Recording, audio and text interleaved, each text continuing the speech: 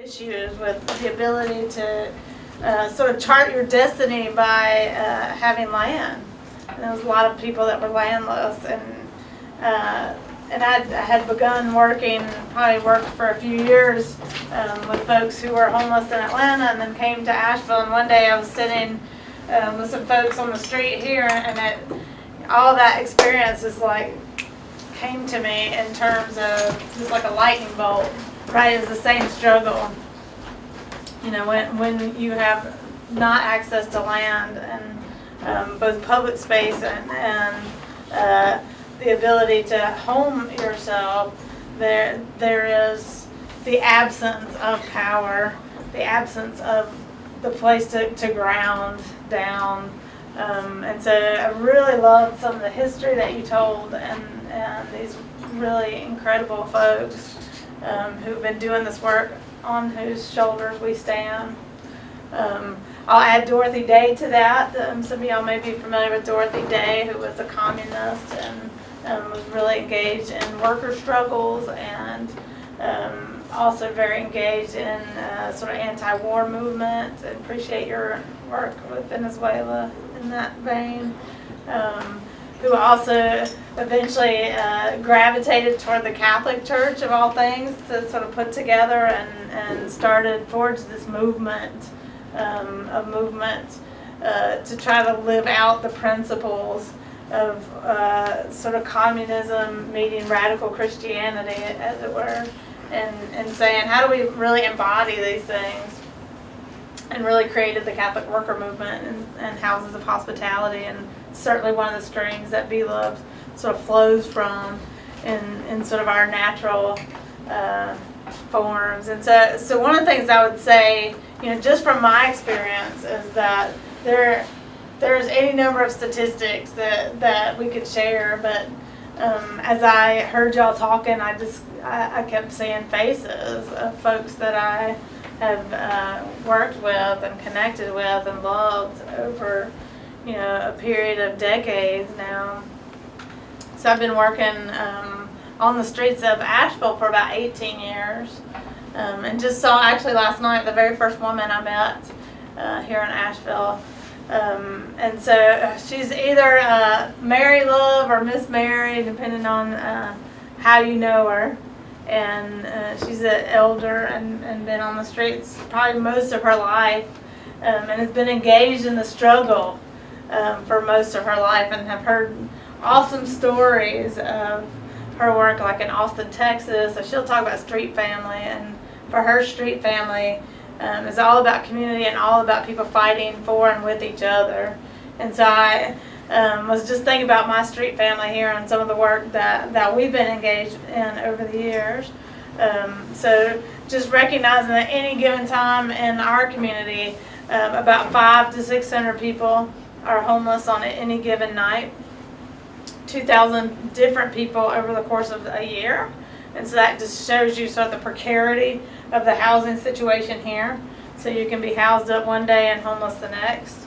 And that's based on a one-night count. So it's very, you know, that in and of itself is really hard to be accurate, and only counts people that are literally out or in shelter. So if you're doubled up with somebody, if you're in your car and they didn't find you, you know, if you're staying in a motel tonight and you're out the next, none of those people are going to be in the count. So there's a lot of invisible people that are sort of living through this housing crisis. So many people, you're talking about the cost burden renters in Asheville, and quite an enormous part of that 52% are paying more than 50% of their income in rent. So they're even more cost burdened than just a third. So, and I was just sharing earlier, one of the things that we see in Asheville, you have public housing, which is the only space for folks that make between about 30% of area median income. And one of the things that you'll see with public housing is land use. So you'll see lots of people sort of smashed up into a tiny bit of land. Hillcrest surrounded on almost all sides by highway and river. So One of the things that you'll very much see, if you want to understand sort of Asheville in general, is how we got segregated. You can look at housing as a powerful lens for that. In the history of urban renewal, which a lot of y'all probably know. But we had redlining that kind of came through in the 20s and 30s. So we actually walked the red lines last year. It was one of the things that we did with our community. And it's very powerful because it's happening over and over again. We walked past TD Bank, which has been named the #1 offender of redlining today. So redlining still goes on, even though we associate it as something that happened in the 30s. And on top of those same communities that were redlined in the 30s came urban renewal in the 60s and 70s.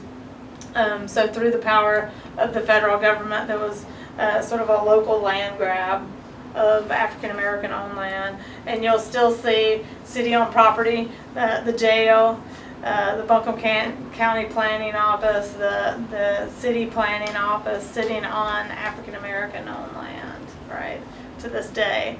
That has never been made right. So I think people are beginning to talk about that and that reality in the city. So perhaps that's the first step. But this is one of the things that we know, and that also urban renewal was also the dawn of public housing really here. And so most of those folks that were displaced from their houses deemed dilapidated by urban renewal, and I've seen some of those old documents. It's fascinating, and I would encourage you to look at the powerful photography of Andrea Clark, a black woman photographer who's still in Asheville, still doing really awesome work. But she photographed the East End, so you could see the East End just prior to urban renewal, and realized that we were decimating neighborhoods and businesses that were very much thriving as you look at the photography.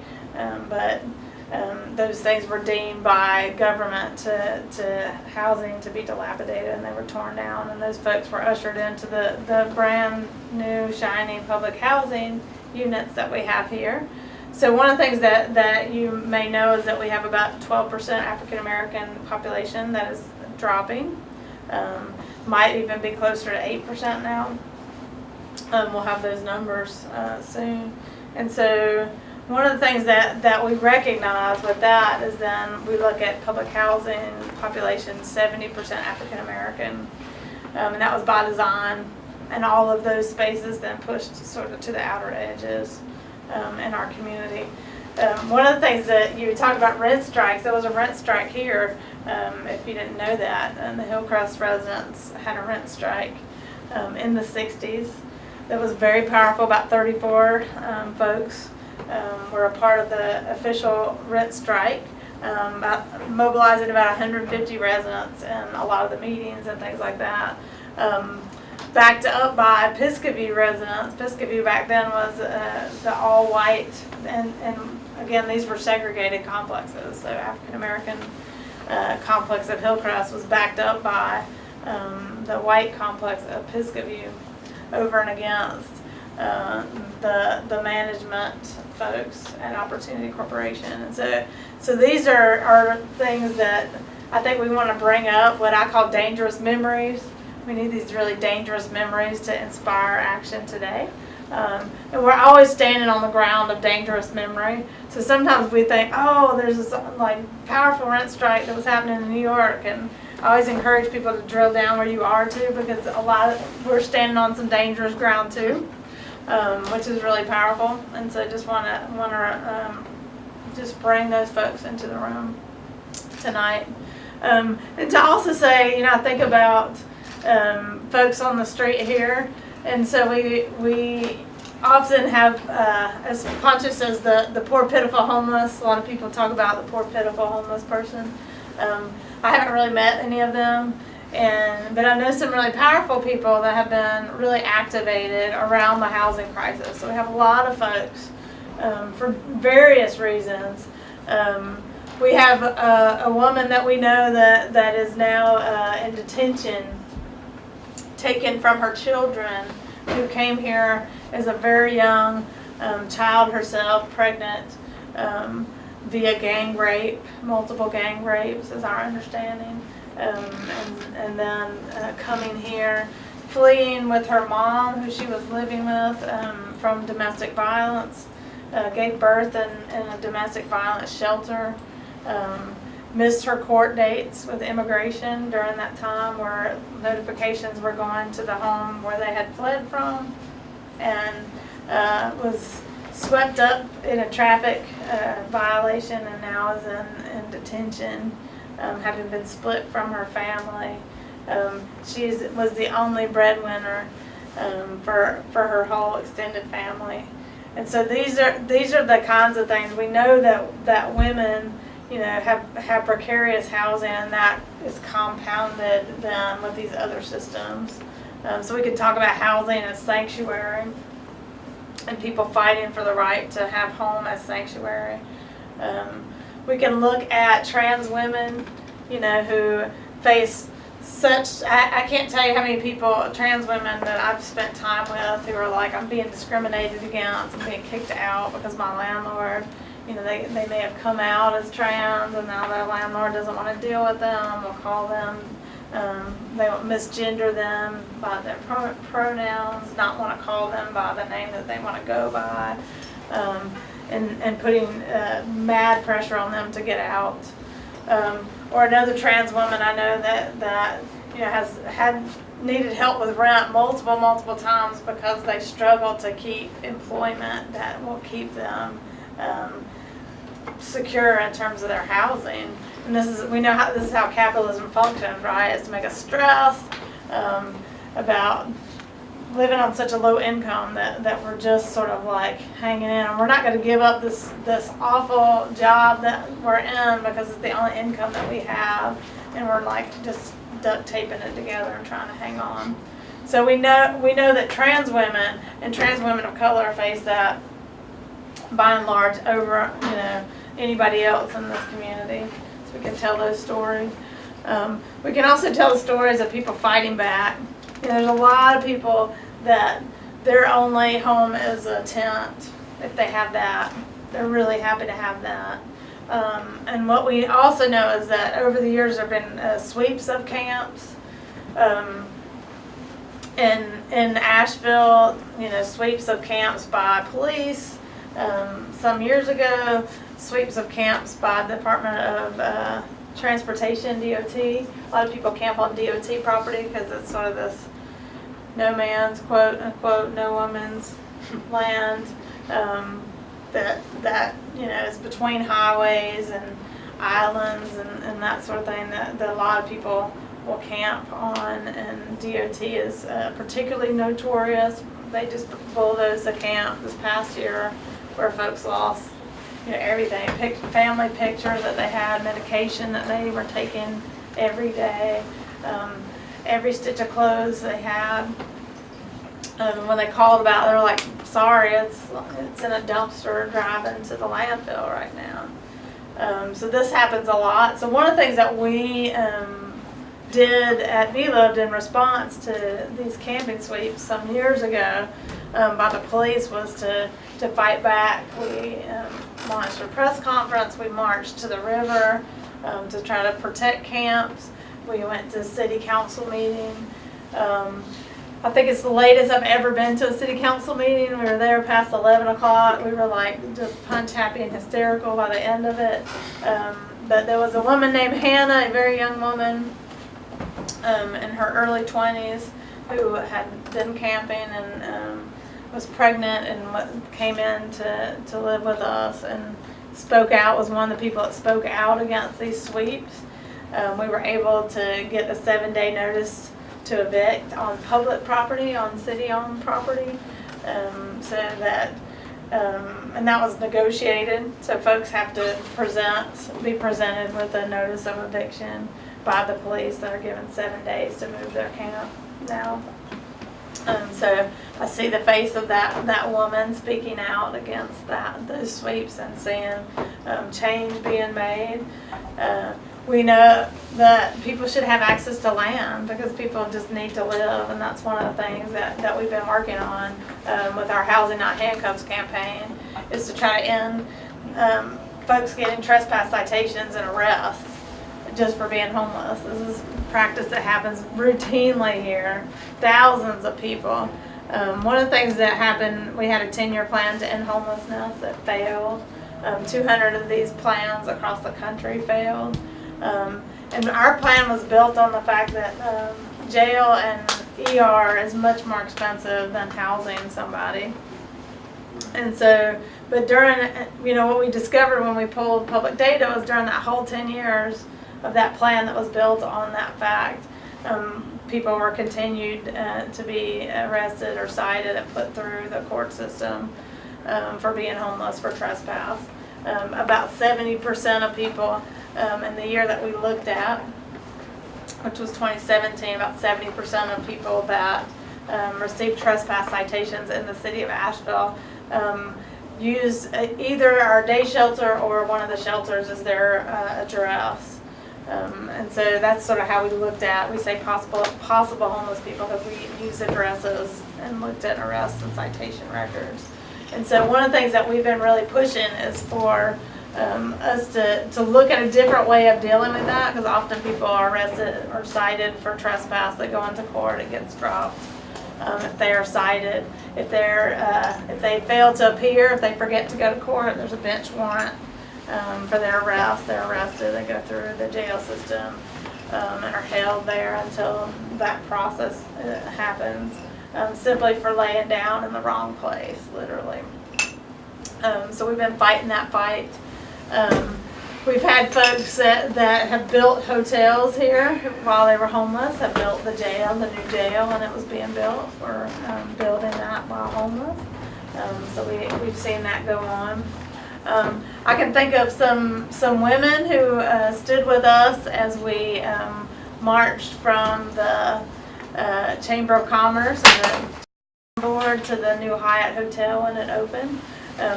You may be familiar with the TDA, Tourism Development Authority. And so we had a 4% occupancy tax in our hotels, and they wanted 6 cents or 6% tax.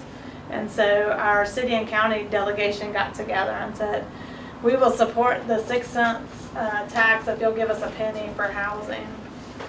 Would have raised about $14 million a year. Senator Terry Van Dyne was supportive and was trying to move that forward. Our Tourism Development Authority went to Senator Apodaca and said, we want the 6 cents without the penny. And that's what they got. And so we decided we would run a line of pennies from the Tourism Development Authority all the way to the new Hyatt Hotel, which is the first of 18 that were being built in the city and county that year.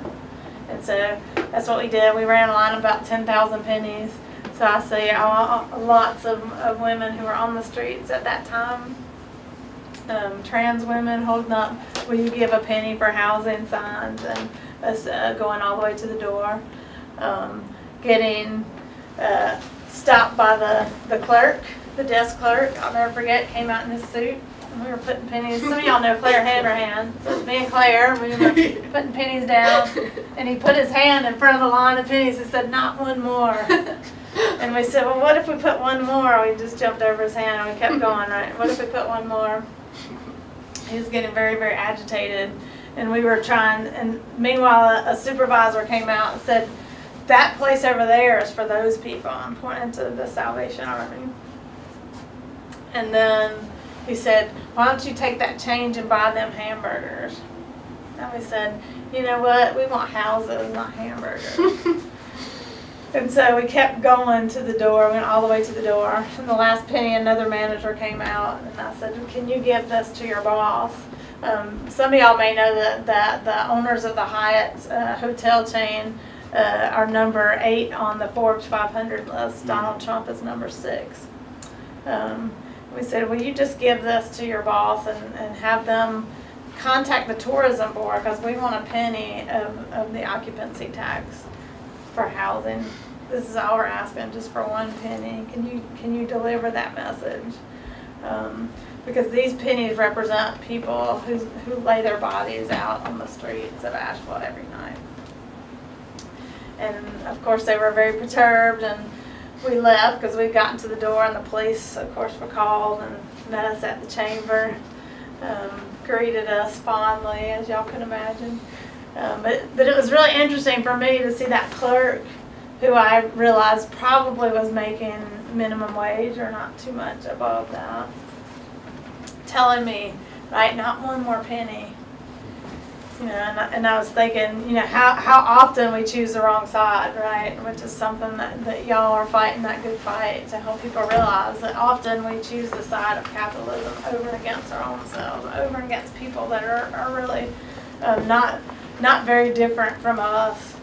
And then when we headed out, he was sweeping the pennies off the sidewalk, right, off the public sidewalk where we had gone across the Montford Bridge with these pennies. And I just thought, isn't that right? Isn't that the way? You know, and how we often get used as these tools. And so, you know, really supporting women and standing up for the right for housing is really important and potent, and allowing women to speak for themselves and to become actors and just, you know, shedding light or changing the way things are. And because we know that this doesn't have to be. I believe that everybody deserves a home. I can tell you, we had a couple of our street medics that went to Asheville Primary to speak to the kids, and we were all in the library, and I just said, you know, we have people that don't have homes because housing costs too much here.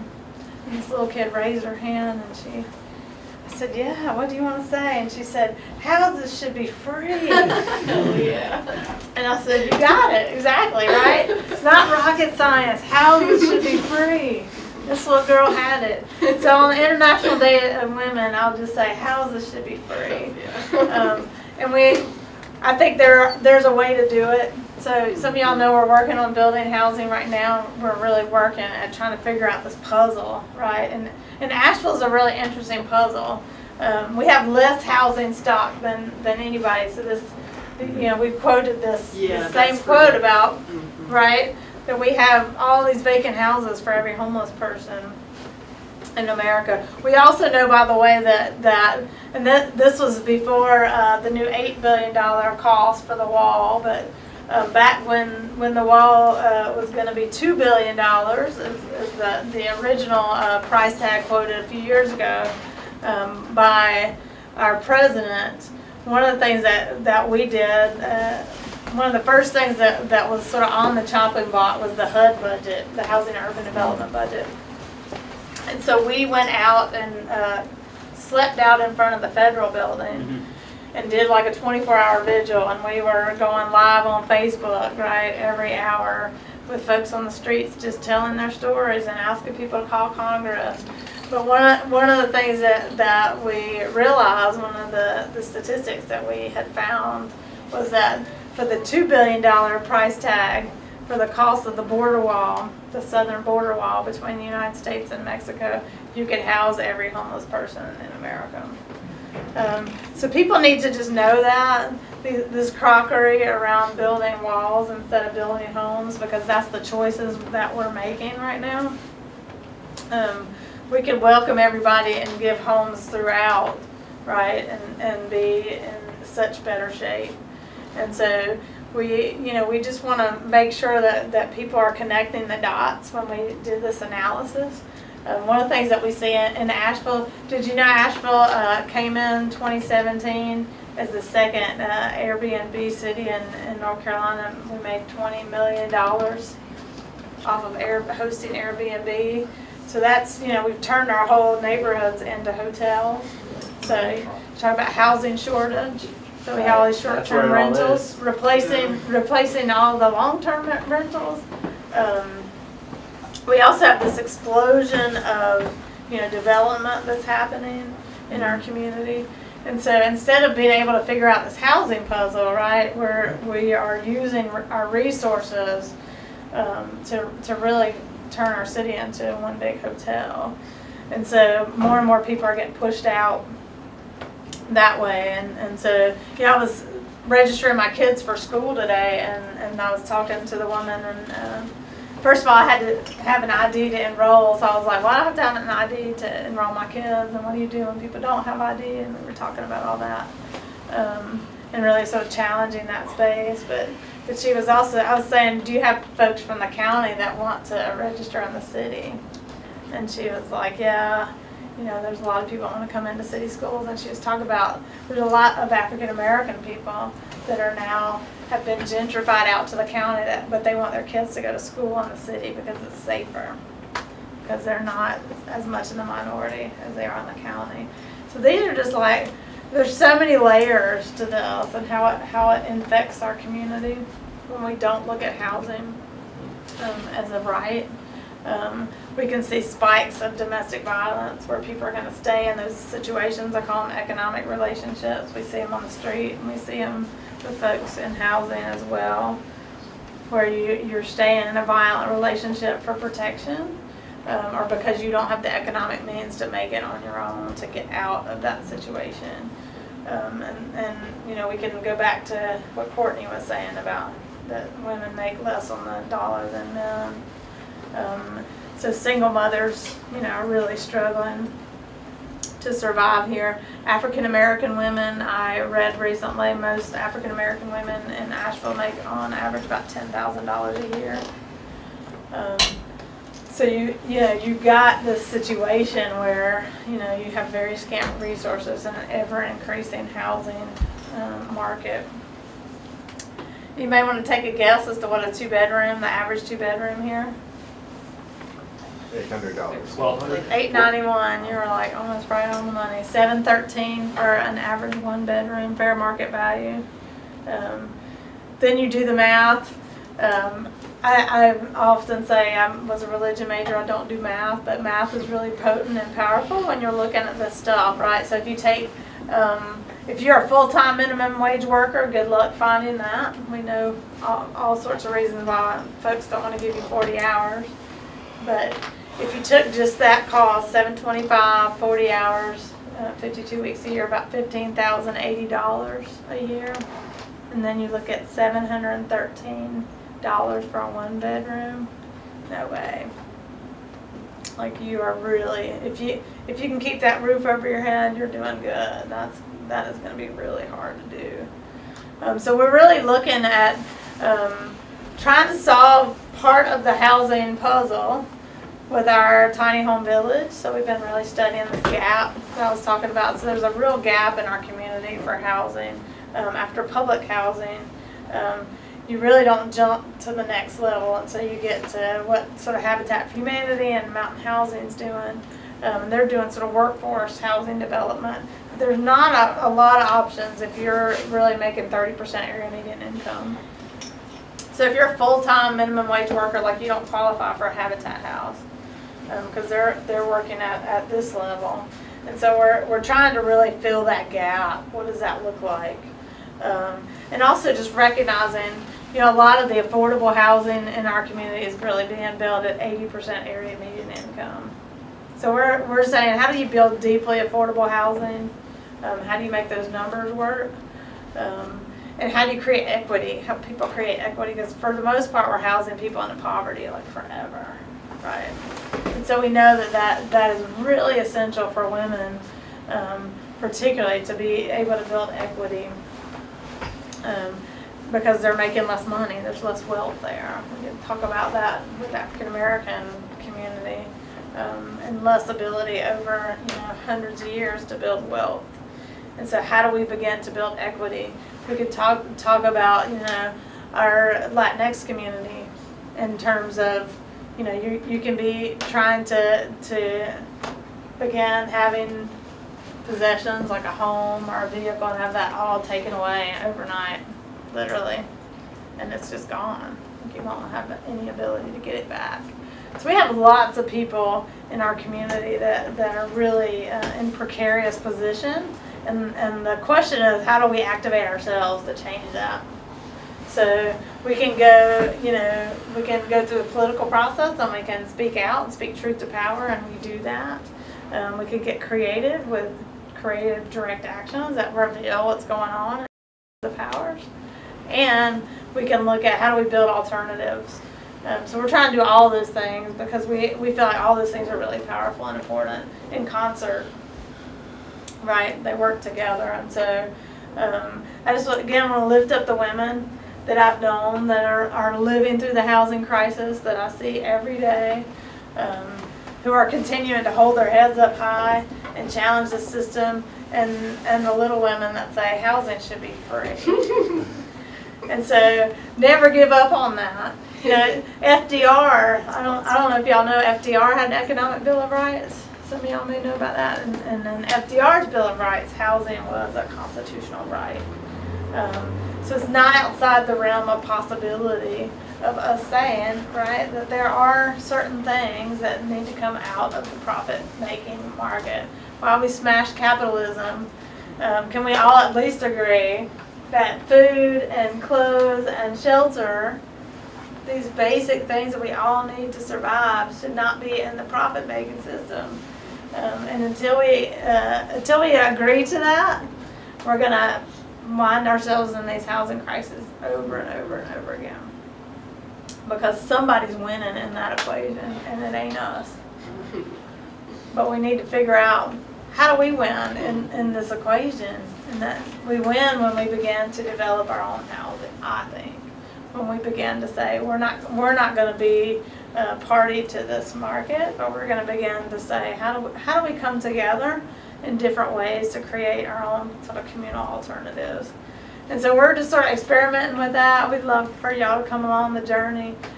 Really invite you to use your creativity to experiment with that. And again, to me, this is part of the sanctuary movement.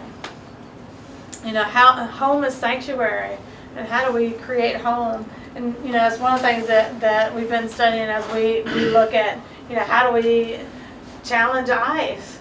You know, one of the things that we know is that people need to know their rights, and they need to make sure that door is kept shut, right?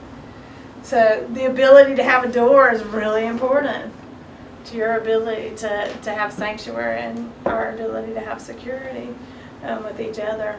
And in that, I think, is the great hope of our living together as one humanity on this planet, is if we can begin to say, how do we home each other? This is the question that we've been talking about.